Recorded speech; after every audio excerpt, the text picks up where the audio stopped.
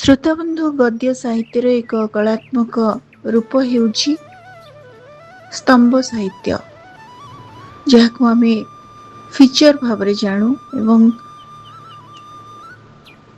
ପ୍ରତିନିୟତ ସମାଜରେ ଦୈନନ୍ଦିନ ଜୀବନ ଯାତ୍ରାରେ ଏବଂ ଆଖପାଖରେ ଘଟି ଚାଲିଥିବା ଘଟଣାକୁ ପୁଞ୍ଜି କରି ସ୍ତମ୍ଭକାର ଏହାକୁ ରୂପାୟିତ କରନ୍ତି, ଦୃଶ୍ୟାୟିତ କରନ୍ତି।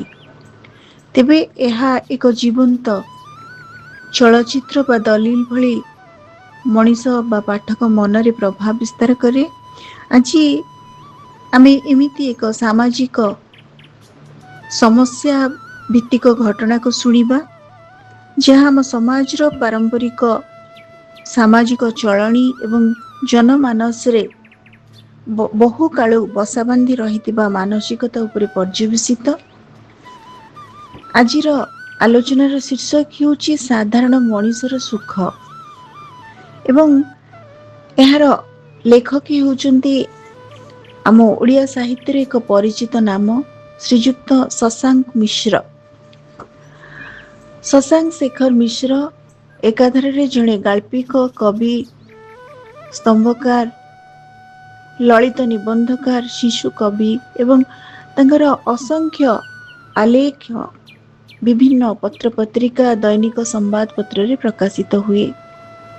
ଶ୍ରୋତାବନ୍ଧୁ, ଆଜି ଆମେ ଶୁଣିବା ଆମ ସମୟର ଜଣେ ବିଶ୍ୱସ୍ତ ସ୍ତମ୍ଭକାରଙ୍କୁ, ଯାହାଙ୍କର ନାମ ହେଉଛି ଶଶାଙ୍କ ଶେଖର ମିଶ୍ର। ଲେଖକଙ୍କର ସମୟର ସ୍ୱର ଶୀର୍ଷକ ପୁସ୍ତକରୁ ଏକ ସୁନ୍ଦର ଆଲେଖ, ତାହା ହେଉଛି ସାଧାରଣ ମଣିଷର ସୁଖ। ତେବେ ସମୟର ସ୍ୱର ସଂକଳନରେ ସେ ମଣିଷର କଥା, ମଣିଷର ନୀତିଦିନର ଚଳଣିର କଥା, ସମାଜର ନୀତି ନିୟମ, ବିଶ୍ୱାସ, ଅନ୍ଧବିଶ୍ୱାସର କଥାଗୁଡ଼ିକୁ ଖୁବ୍ ମାର୍ମିକ ଭାବରେ, କଳାତ୍ମକ ଭାବରେ ବର୍ଣ୍ଣନା କରିଛନ୍ତି। ଜୀବନର ସ୍ୱରଲିପି ମଧ୍ୟ ତାଙ୍କର ଏକ ଉଚ୍ଚକୋଟୀର ବହୁ ପାଠକୀୟ ଆଦୃତି ଲାଭ କରିଥିବା ପୁସ୍ତକ। ଶ୍ରୋତାବନ୍ଧୁ, ଆଜିର ଆମର ଆଲୋଚନାର ବିଷୟ ହେଉଛି ସାଧାରଣ ମଣିଷର ସୁଖ। ସ୍ତମ୍ଭକାର ଶ୍ରୀଯୁକ୍ତ ଶଶାଙ୍କ ଶେଖର ମିଶ୍ର। ସାଧାରଣ ମଣିଷଟିଏ ଭାବେ ସାଧାରଣ ହୋଇ ବଞ୍ଚିବାରେ ଭାରି ସୁଖ। ସମାଜରେ ଆଉ 5 ଜଣ ଯାହା କରୁଛନ୍ତି, ଯେପରି ଜୀବନ କାଟୁଛନ୍ତି, ସେମାନଙ୍କର ହଁ ରେ ହଁ ଏବଂ ନାହିଁରେ ନାହିଁ ମିଶି ଚାଲିବା ବୁଦ୍ଧିମାନର କାର୍ଯ୍ୟ। ସେମାନେ ନିଜକୁ ସାମାଜିକ ପ୍ରାଣୀ ବୋଲି ପ୍ରତିପାଦନ କରିବା ଚେଷ୍ଟାରେ ଅହରହ ବ୍ୟସ୍ତ ରହନ୍ତି। ସେମାନଙ୍କର ଯୁକ୍ତି ହେଲା, ଯୁଗ ଯୁଗ ବ୍ୟାପୀ ପରୀକ୍ଷା ନିରୀକ୍ଷାରୁ ଯେଉଁ ସମାଜର ସୃଷ୍ଟି ଏବଂ ତାହାର ସୁରକ୍ଷା ପାଇଁ ଯେଉଁ ନିୟମ କାନୁନ ତିଆରି ହୋଇ କାଳ କାଳରୁ ଗଡ଼ି ଆସିଛି, ତାକୁ ଆମେ ଭାଙ୍ଗିବାକୁ କିଏ?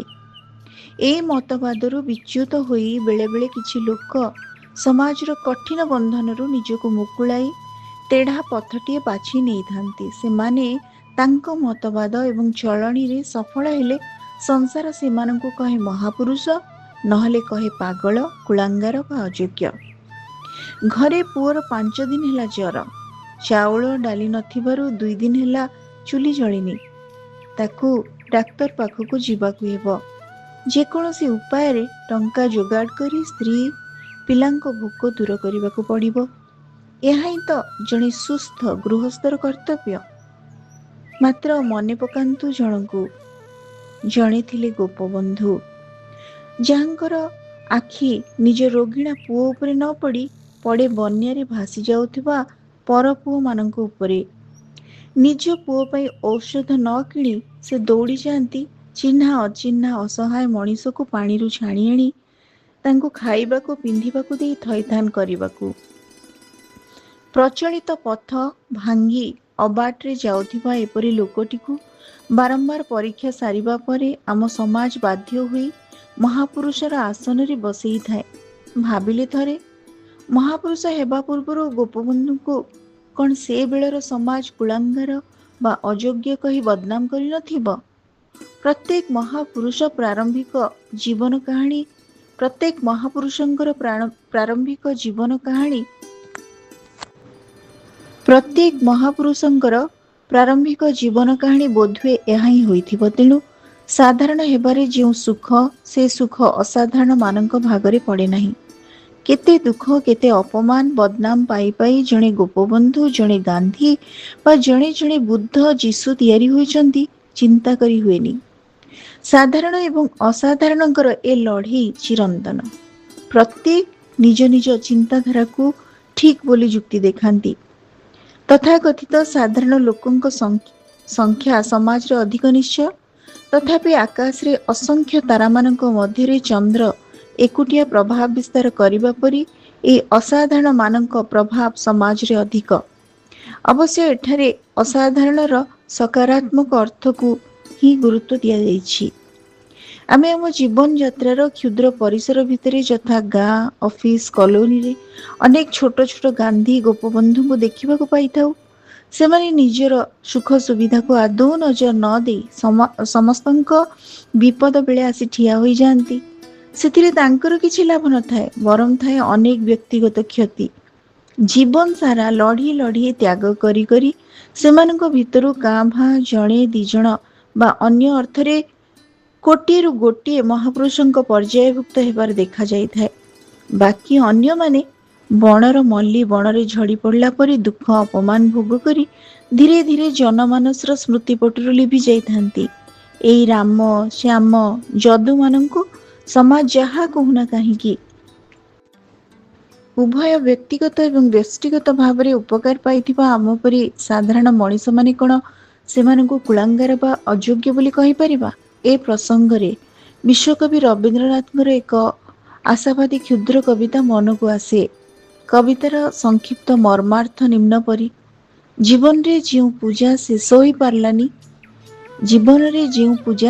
ହୋଇପାରିଲାନି, ଯେଉଁ ଫୁଲ ନ ଫୁଟି ମାଟିରେ ଝଡ଼ି ପଡ଼ିଲା, ସାଗରରେ ମିଶି ନ ପାରି ଯେଉଁ ନଦୀର ଅସ୍ତିତ୍ୱ ମରୁଭୂମିରେ ହଜିଗଲା, ସେମାନଙ୍କ ଜୀବନ ଯେ ସମ୍ପୂର୍ଣ୍ଣ ଭାବେ ବ୍ୟର୍ଥ ହୋଇଗଲା, ଏପରି ଭାବିବା ଠିକ୍ ନୁହେଁ।